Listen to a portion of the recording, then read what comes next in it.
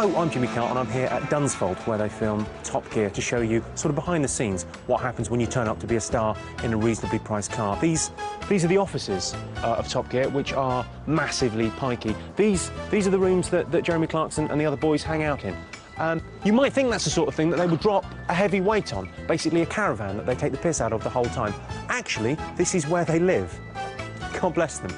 They're about that far away from selling you pegs. Top Gear production office.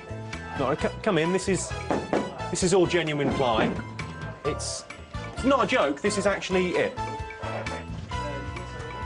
That's pretty much where the production crew are in terms of evolution. There's men that ride bicycles there. Come on in. This is makeup. Can we have a look at how white your teeth are? I haven't had them whitened. Look, that's white. They're cream. Did you film Jeremy's makeup? Because nobody's ever been allowed to see that. Jeremy's makeup? Yes. Jeremy before makeup. We're not actually allowed to show Jeremy before makeup on TV. No. Well, that's because children might be watching. Fairly self-evident that the Top Gear team haven't bothered Trini and Susanna too much. If you'd like to see the wardrobe, there it is. A selection of things that your dad might have bought. There are some things on here that are still left over from when this used to be a fighter station, such as that jacket on the end. And in fact, whose jacket is that on the end, actually? It's Douglas Bader's. What are you guys currently driving? What have you got? The Ford GT? Ford GT, he's got a wooden car, and James has a selection of old... As you know, James is a Boxster now, isn't he? Porsche. Yeah. What have you got currently? I've got a Morgan. That's pretty cool. You do? I like the Morgan. You stick to comedy. It's a very cool car. It's British, it's handmade, it's a bit wooden. You can't go on a canal in your car, can you? He wouldn't look out of place. He'd be fine. OK, we're in the green room, if you can imagine. I mean, you see this every week if you watch Jonathan Ross. This is where the stars hang out. Obviously, this is just... I mean, it is genuinely a porter cabin. It's freezing cold, which is why I'm wearing a coat, and it couldn't be any more horrible. This is arguably the most prestigious award you can win in television by the side of the couch. That's an Emmy. That's worth something. They don't seem to care. Favourite guests on the wall? There's everyone that's ever driven the... There was a really nice guy came. He was very fast, actually.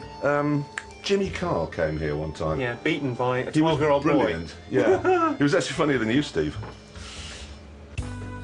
Right, this is the Top Gear office. This is where it happens. This is, well, it's not really where it happens. I have a feeling they make it up as they go along. They've decorated the place beautifully. I think Lawrence Llewellyn-Bowen would be proud. They've also got a thing there saying, Cox buy Porsches. James has got 2 Porsches. We'll leave it at that, shall we? You can probably put that together yourselves. Let's have a look what's in the fridge. Probably some salad. I would imagine there'll be salad in there. No. They've gone for beer, more beer, some milk and some ketchup. And also... Oh, well, hang on. There's an orange chocolate bar as well.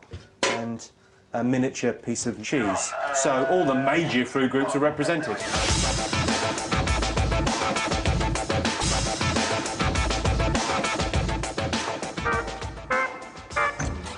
Right, this is the storeroom where they keep the Stig. It's got all the sort of Top Gear stuff, and because it's a mystery as to who the Stig is, he's got to kind of wait around in here all day until he has to go out to the track. Otherwise, he might be spotted by a member of the general public.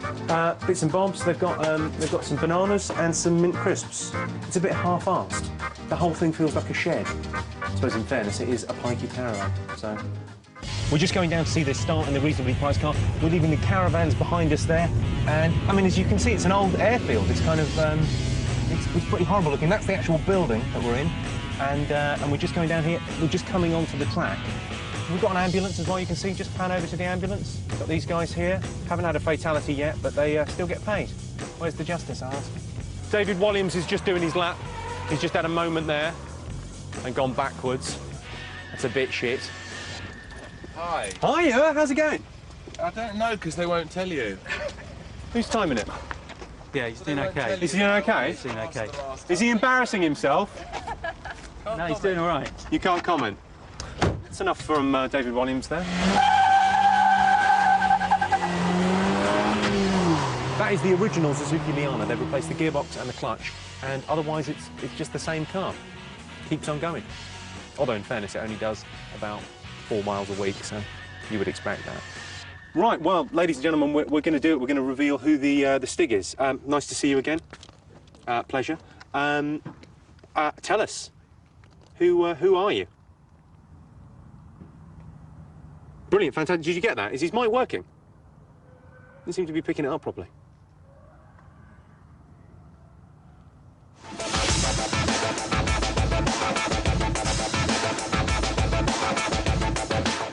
This is the Top Gear car park where people that are coming down to watch the show park their cars, obviously. And they're hardcore motor enthusiasts. Just check this out. It's a Subaru with gold wheels. Nice. And here we have well, that's Postman Pat's van. And there's... All right, they're not all that big on cars, if we're absolutely honest with you. We've got, oh, someone's got a Toyota Yaris. Nice, you've got to take an interest if you drive one of those. This is quite an interesting one. This is, it's an MG ZS. It's a very sporty thing. It's actually got this on the back to stop it from taking off.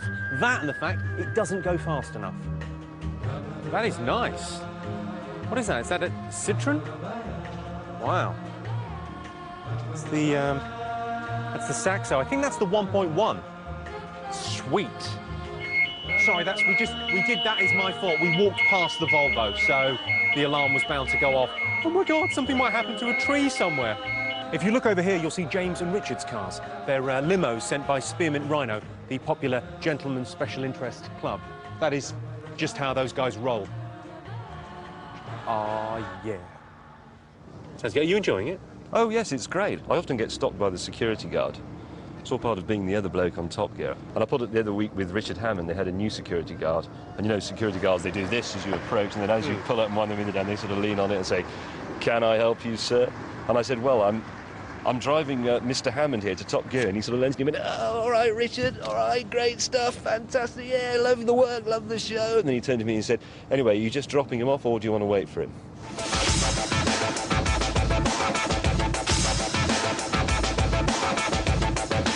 Right, this is the Top Gear crowd. They're milling around looking for tea. It's it looks a bit like one of the sort of Red Cross camps that you find in Mogadishu, to be honest with you. Where have you come down from? Swindon. You come all the way from Swindon? All the way from Swindon. To see Jeremy Clarkson? Yeah. Do you not have your own old men? What do you drive, sir? 16-valve Golf. 16-valve Golf? Yeah, GTI. Why would you tell me about how many valves? You can see the Stig is just over there having his photo taken. Let's go over and have a look. Sure, there's a big crowd of us. Surely we could rip the helmet off. Come on. Yeah, go on. Please don't hurt me.